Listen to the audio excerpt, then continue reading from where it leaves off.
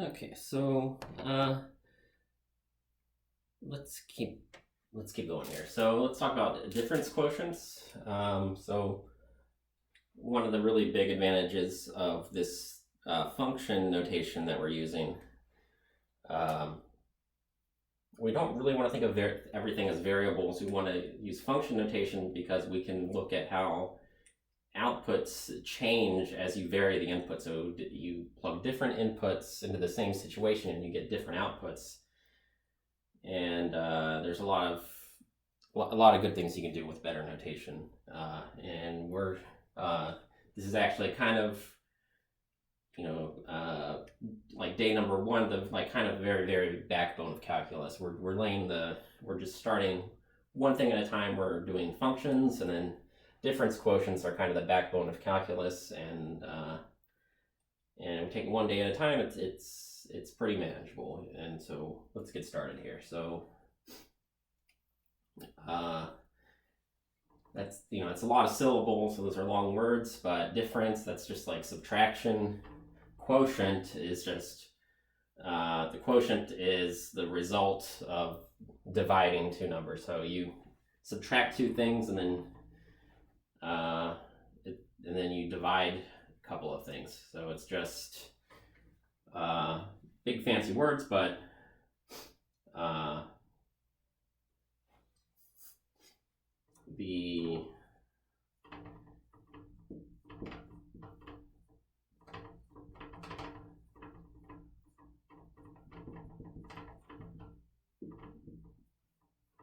I'll give you the standard definition first, and I want to just look at it from a couple points of view, and then we'll do some problems.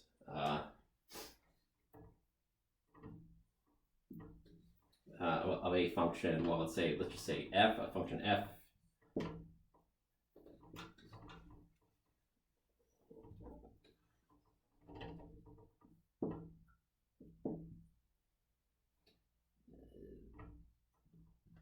is this expression here. So there's a difference, and there's a denominator here, and it looks kind of funny. It's a quotient because it's divided. It's two things are being divided, and it's a difference because the numerator is a difference. But actually, this is just some information for sort of background. This is also equal to the numerator. I'm just going to write it exactly the same as before. And well, oops. Kind of, what it's like is here is that conceptually,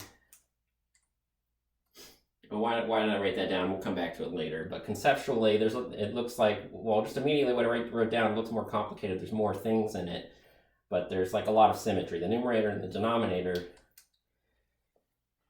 it's like we have the same parts, except we apply the function f in those two different places.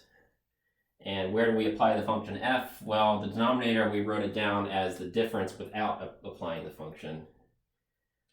And this is actually, it looks really fancy and stuff, but it's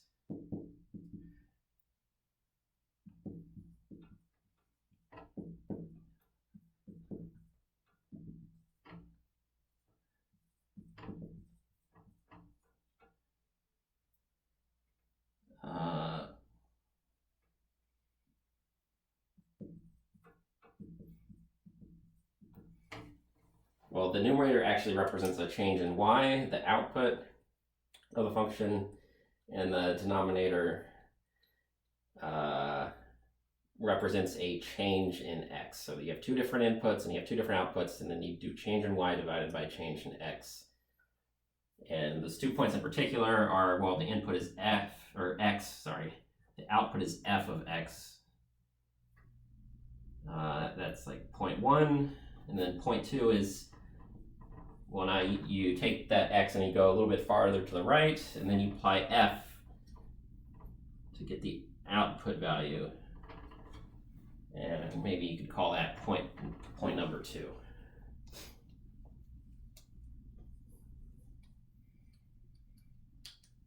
All right, so there's just a little bit to dig into here. I'm going to there's a couple different ways of seeing the same thing. It's really just changing y over changing x, but for various reasons, the algebra problem, this form of writing it down is usually the easiest to work with. And that's why we write this one down in the book and put a box around it.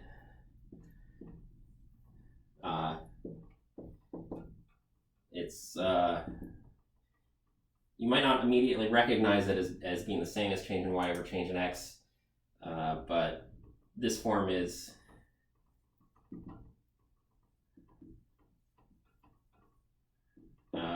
it's sort of the easiest algebra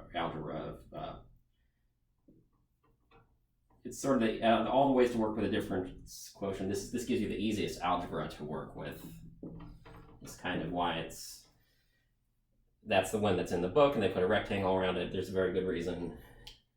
But in disguise, it's really just changing y over changing x. And I'd like to do just sort of a quick example. I want to show you, let's see. Totally erased. Yeah, okay, now it's all erased. Okay. There we go.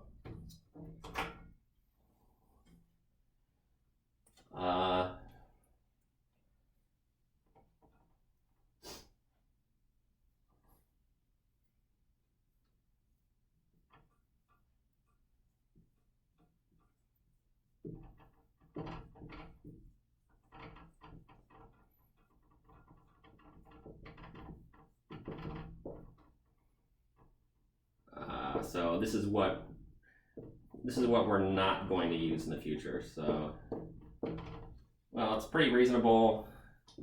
I'll do one quick one that uses this.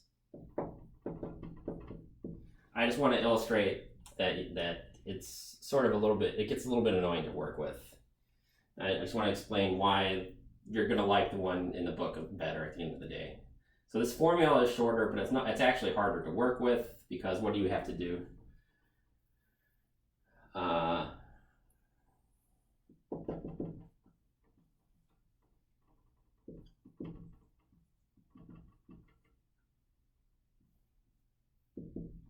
And well, there's certain things that happen with this. Well, we apply the function f to the value t, we get t squared. F of x is x squared. And I claimed that you can simplify this, and it's actually, yes, that numerator it's a difference of squares, which actually is t plus x and t minus x multiplied is the way the difference of squares works, because the middle and the outers cancel, and then the other two are exactly the right things. The denominator is t minus x.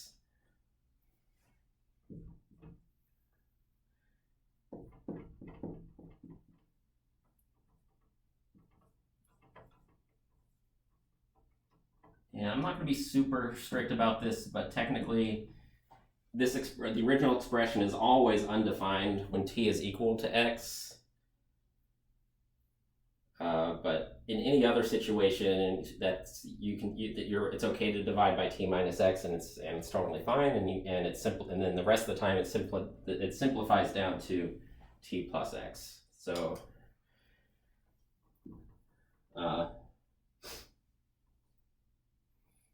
So what typically happens is this. So I just want to illustrate a feature here. So this looks really nice. T and x are both sort of treated equally here. They're sort of just treated as two different variables. And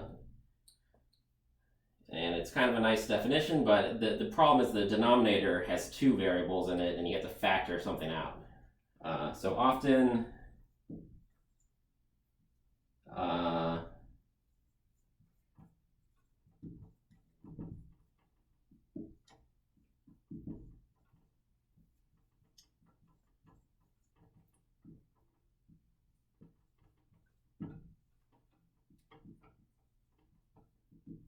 so that's for any difference quotient, this is kind of what we're interested in. This is the other form of the difference quotient. You're never going to have to do this one, but it's a nice picture. It's two different x values, two different y values. Something factors out and cancels. The algebra is a little bit annoying because we have to. It's not always easy to factor out a t minus x. Imagine if it was if we had f of x was x cubed or x to the fourth. It could get a lot worse from there, and maybe we don't like it that much. So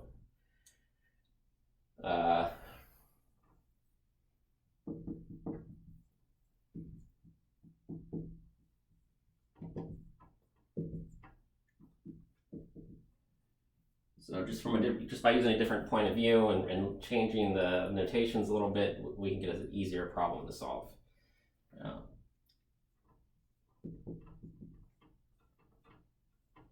So the reason why they don't use the f of t minus f of x is because of this issue right here. So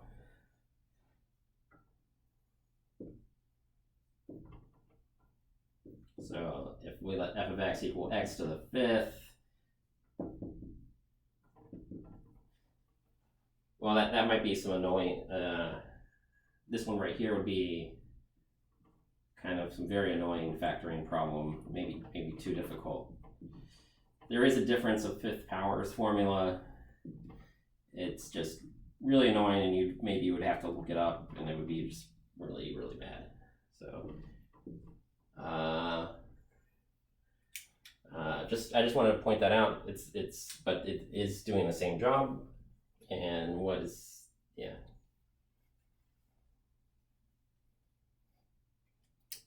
So let me just illustrate the connection between the two, and then we'll use this one from now on. So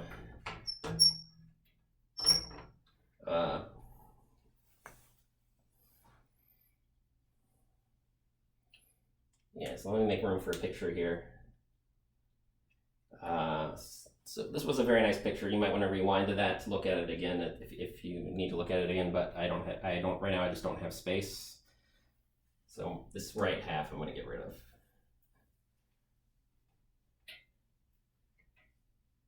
So I want to do a picture, and I want to do the other definition. I want to show the connection. It's just all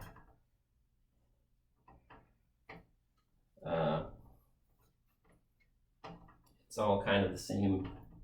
I want to do maybe just one illustration of why of how we get the actual same results from it.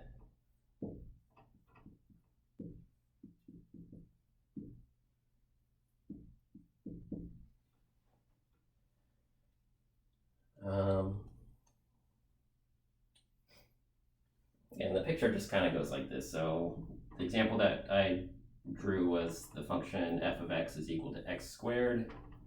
So we have an x-axis, and we had call one of the inputs just plain old x, and we call the other one t.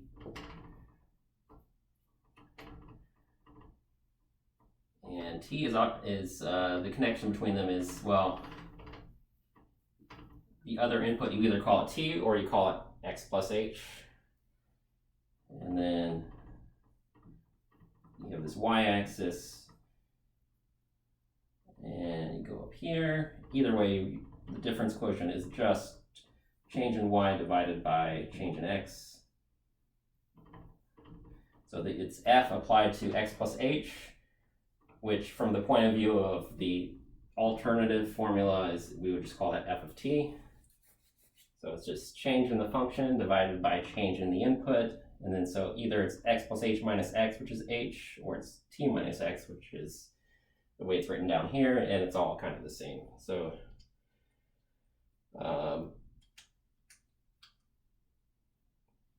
so let's have sort of, so the connection between these. So for example,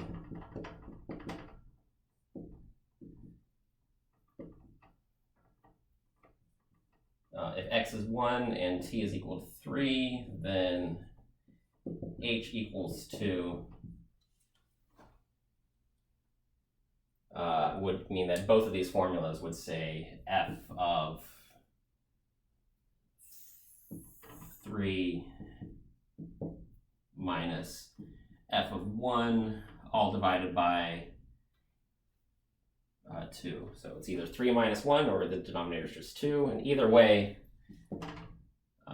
you get 9 minus 1 over 2, which is 8/2, which is equal to 4.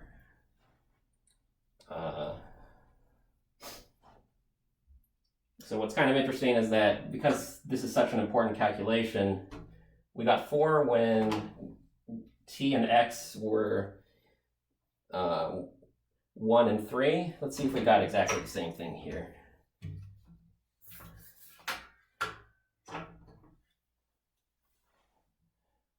So let's see, t equals 1, or sorry, x is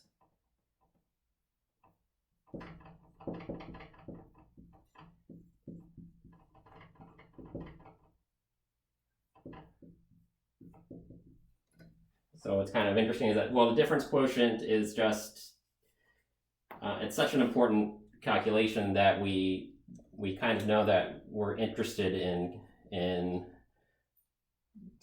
finding the difference quotient and writing it down in a simplified format so we can compute it even faster, or even do even more fancy. When you get to calculus, you'll see what kind of cool stuff we do. And so either way, they both get you the same thing as long as you contextualize and set it up the same way. So yeah, you can pause that for a minute if you want to look at it. What I'd like to do is I'd like to move forward, and from now on, I just want to talk about the version where we use h.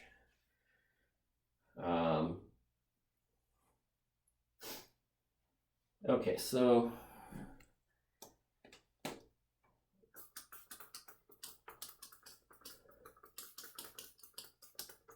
f of x, I'm still going to use x squared, and remember, well, from the point of view of the other formula, we're going to use, this corresponds to h being 2. So let's do all that.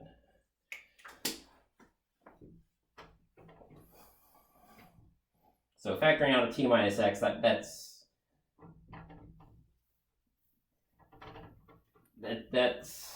a little bit, a little bit of work. Factoring out just a plain old h is something that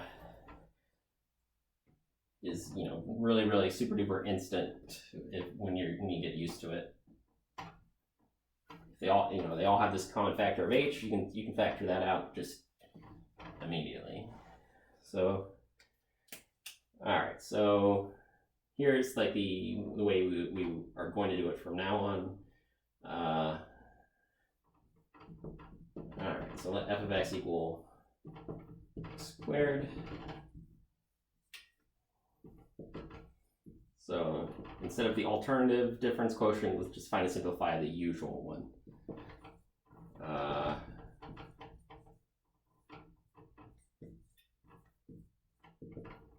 Except it's u before o in the word quotient, so it's qu, just like they told me in school. There we go, quotient.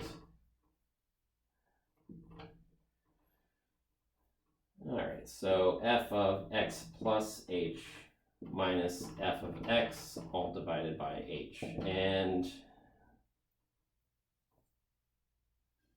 quite often, especially if this function were more complicated than this,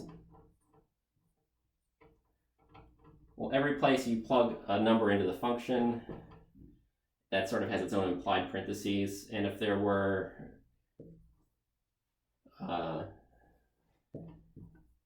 sometimes I like to just put little square brackets. And this is because there's this minus sign, that if this f of x were a more complicated expression, you would have to remember to distribute the minus sign. So this little square bracket is completely optional, but whatever you do mathematically has to be the same as if the square bracket were in place. So f of x is a single number that's computed by evaluating the function, and it has its own, it's all packaged together. That minus sign is in front of the entire expression that represents f of x, whatever that may be.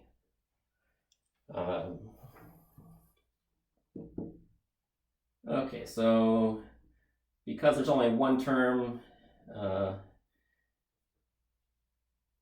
if there were x squared plus 3x or something, then all that would be over here. But anyway, we have x squared plus, squaring the first one, we have twice h times x minus h squared minus x squared. So we've got this, and then all that divided by h. So this step is more difficult, but the last step, the factoring, is usually harder than multiplying. So we make the evaluation step a little bit more complicated by taking f of x plus h. Within the factoring step, the hardest step of all is the one that gets easier. So we want to make the hard step easier, and then overall it more than pays off for itself. So all this divided by h. And, well, I want to sort of make a point about this.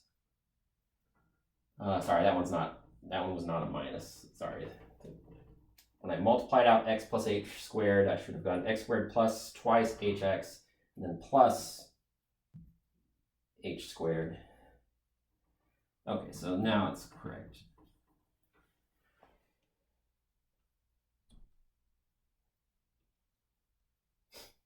And what do we get? So I claimed the answer was going to, if h is 2 and x is 1, are sort of just do it the old-fashioned way by just plugging 2 points into the graph and computing change in y over change in x. 2 ways of doing the same thing. What do we get? We get 2 times 1 plus 2 is equal to 4. So that's kind of the context. It's change in y over change in x, but we create this machine that sort of automates it and simplifies it and helps us. Well, when you get to calculus class, we'll see what we do with that. But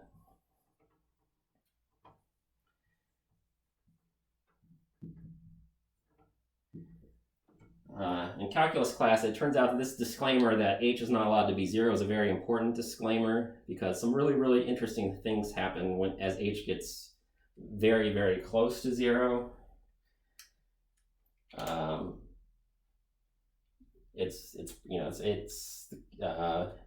But this is there's like 2 or 3 parts to getting started with calculus, and this is one of the first steps, and it's very crucial. And yeah, this will help you a lot in it's getting the ball rolling. It's pretty good stuff.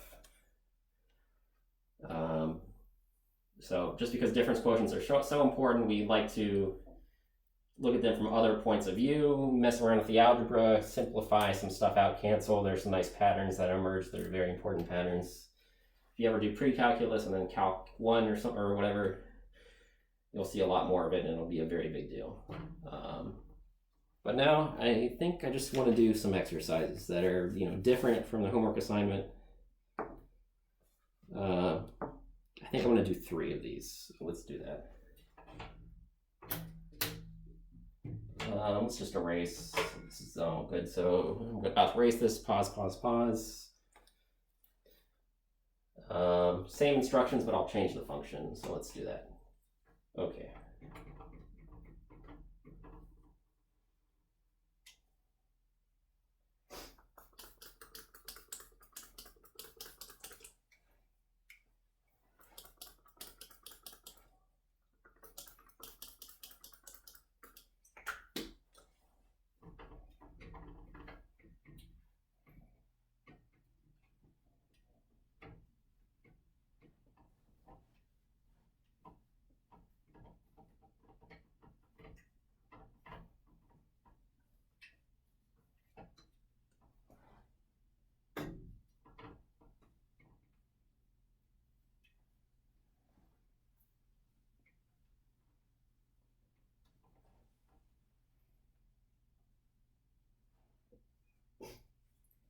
Okay, let's see.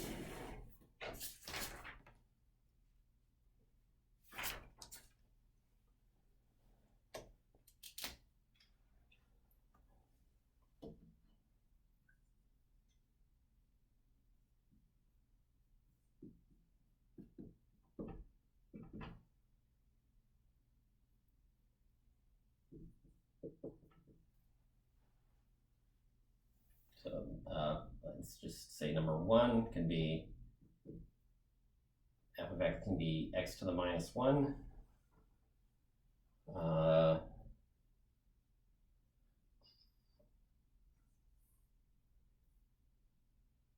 G of t could be, what was I going to do? I was going to do x or t, sorry.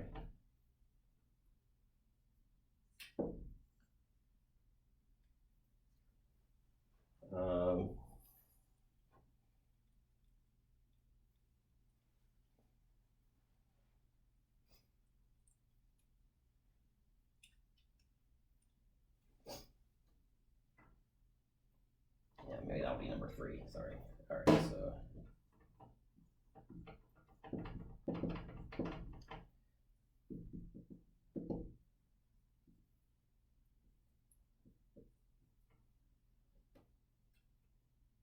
right, so so some of the ones in the book are kind of, they just want you to be really careful about the minus sign issue, distributing the minus sign. And maybe I'll call this one, maybe I'll call it P of X. I don't know. Okay, yeah, let's do that. So same instructions, but for 3 different problems. So I don't think they'll all fit on the board. We can probably fit 1 or 2 on here. But number 1, so the algebra is going to be a little different, but same idea. So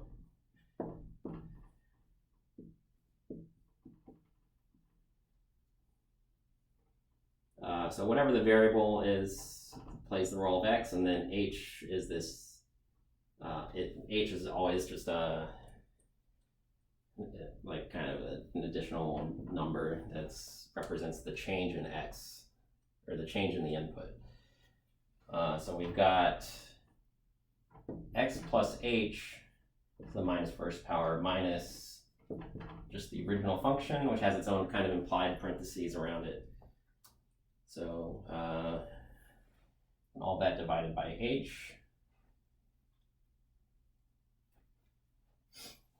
And here's where, yeah, let me just write that down again.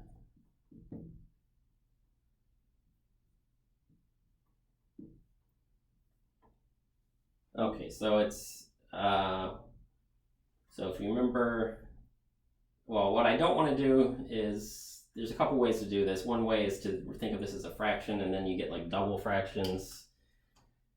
If you wanted to, you could think of this as 1 divided by x plus h minus 1 over x, and then those are little fractions, and those are part of a big fraction.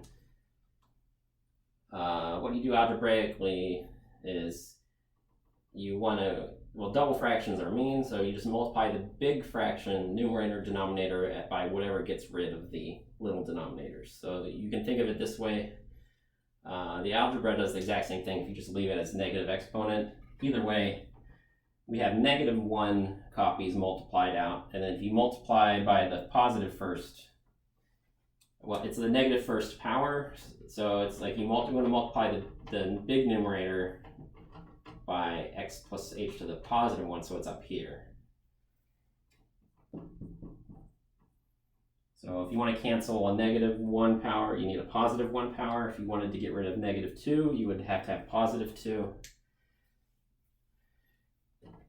But the only way you can keep the entire expression equal to itself is if you do the same thing to the big denominator. So big numerator, big denominator multiplied by the same thing, it's the same thing overall. And then x, well, we don't need the second power, we only need the first power. So first power. And the trick is, well, we have to distribute all that. So it's,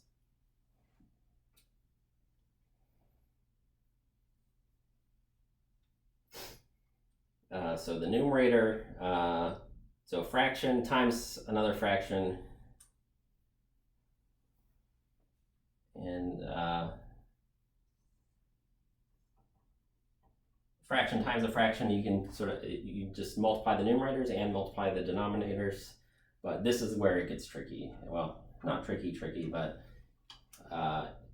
this one is sort of different because we're subtracting and then we're multiplying that by something else. So it's something times something minus something. So it's like this here. So we have if like this whole thing if this whole numerator were like a capital A, then it would be capital A times this one, and then it would be like capital A times that one.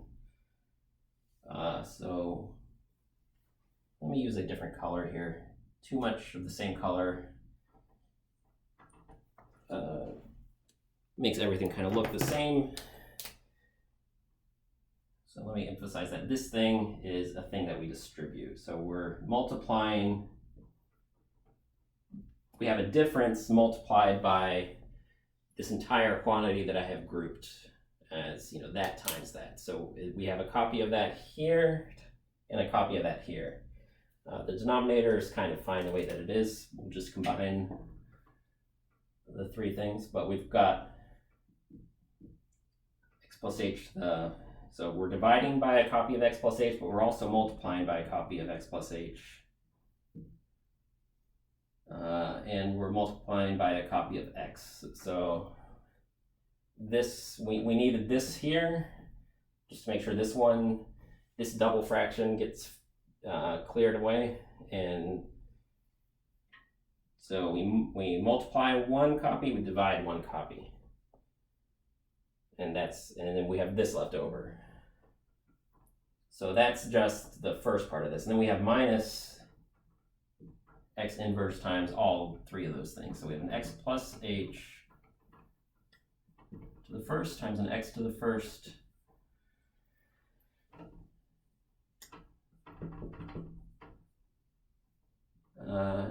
those ones are kind of redundant. Like if I don't write an exponent at all, it's just the first power. But what's important here is that we have this minus first power, which is like, dividing by an x, then times a positive first power of x, which is the same as multiplying by x, and we get all this stuff. So a lot of stuff cancels. We get all that is just x, and then minus parentheses. So three things multiplied, but this one has its built-in parentheses, so there's a minus in front of that. H times, and then the denominator is x plus h times x. So we get x minus h. So that this minus sign distributes.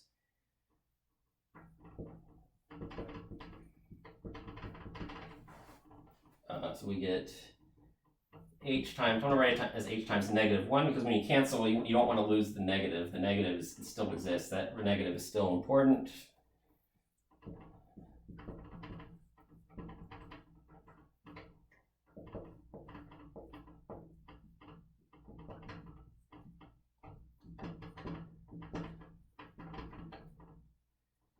So this last equality, well, you can cancel the h over h as long as h is not 0. Technically, the original expression and everything up until the last line fails to exist or make any sense when h is equal to 0. Technically, it's 0 divided by 0. But it literally everywhere else it simplifies down to that. And well, I guess x is not allowed to be 0 either.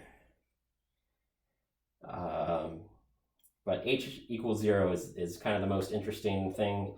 So what happens when h is very, very close to 0? You can see it from the simplified expression that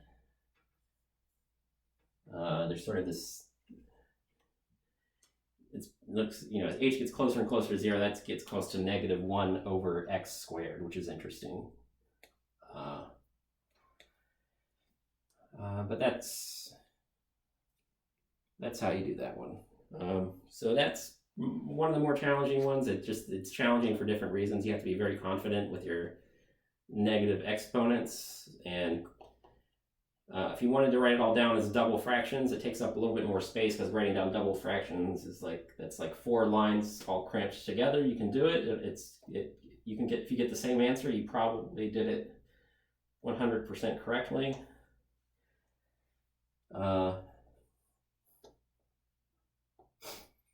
If you keep it as negative exponents, you're accomplishing the same thing. Just make sure that the big fraction, you multiply the numerator and the denominator by you take the positive exponent of everything that you want to cancel away the negative exponent. So we needed to get rid of this, so we had the positive version of it. We needed to get rid of this one, so we have the positive exponent of the same thing. And if there were an x to the minus 2, then x to the first wouldn't have been good enough. We would need x squared. So that gives you some idea what kind of things you might run into with the homework problems. Or if you take pre-calculus or calculus 1, these will come back to haunt you for sure. So that's what you're getting into here. So let's do number 2. So take a minute. I think I've said everything I need to about it. I want to do number 2.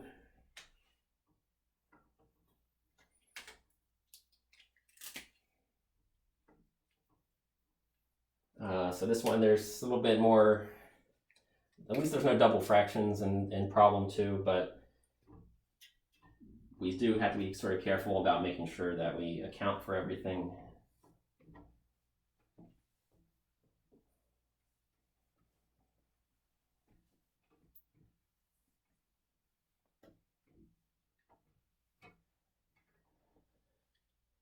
And then, but then we'll be okay. So here for problem 2, so we already did this one.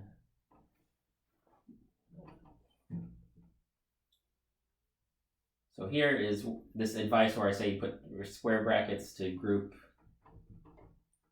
each application of the function f. Well, here it's really going to be a big deal because here we're taking f of x plus h. So x plus h gets plugged in for x, and then, well, there's another x plus h right here. And then there's a plus 1, and then here we have minus f of x. F of x is this entire, well, for this problem, the function is called p, but it's the difference quotient of not the function f, but the function p. So anyways, p of x is x squared minus 2x plus 1. There's going to be this double negative. There's going to be two single negatives. If you don't write down these square brackets, then you have to be, well, you should just write down the square brackets. I mean, whatever you end up doing is going to be distributing that minus sign over that expression. The output of the function p is this entire thing that's starts out completely bundled as a single thing.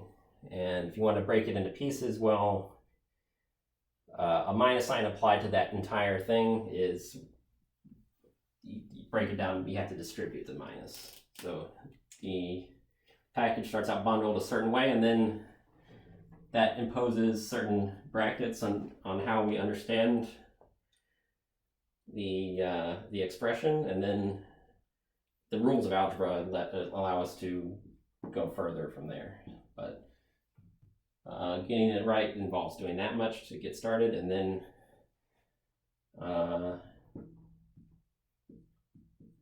here we go. So 2x times h squared, x squared, so plus plus plus, minus, this is minus 2x minus 2h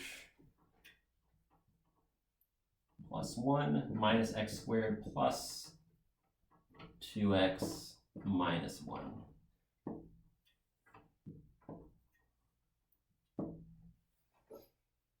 Okay, so find and simplify the difference quotient.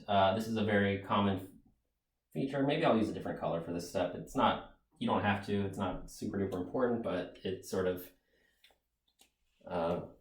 it's conceptually I'm doing different things. One is I'm just writing down the equation, and the other thing I'm doing is I'm making a note, hey, I'm canceling these things. So let's just use maybe red for that.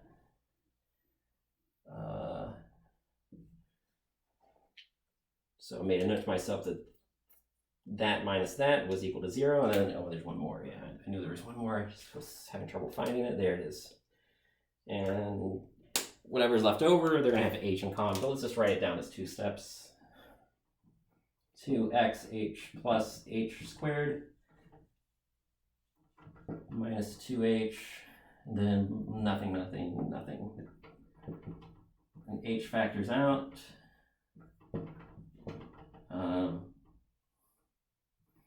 Sometimes I do this, it's not really that important. I know that I'm going to cancel the h, but it doesn't mean that there's nothing. There's not like the void of nothingness. There's, when you divide the same thing by itself, you have 1 left over. If you want to think of it that way. So we've got 2x. We factored out an h, we factor out an h, we still have another h, and then we factor out an h when we have a -2 left over.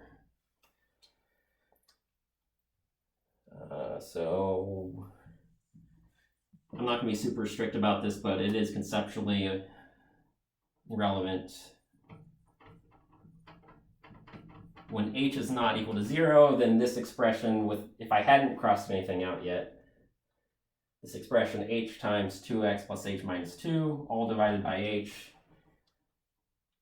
Anytime h is not 0, the h's can cancel. The rest of the time, it's just 0 divided by 0, which is undefined. But when h is not 0, we can cancel, and we're left with 2x plus h minus 2.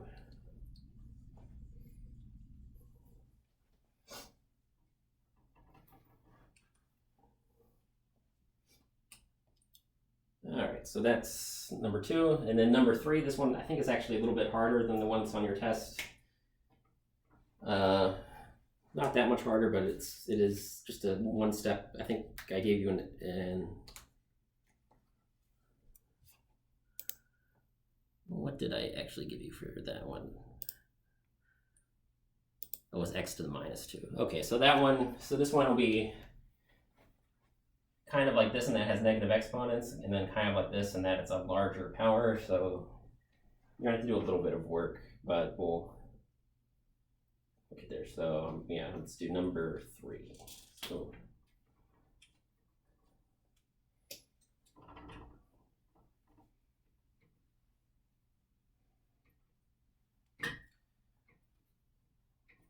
okay, so one of the videos I did a whole thing about Pascal's triangle. It was the introduction to functions. Actually, that's why it went on for so long.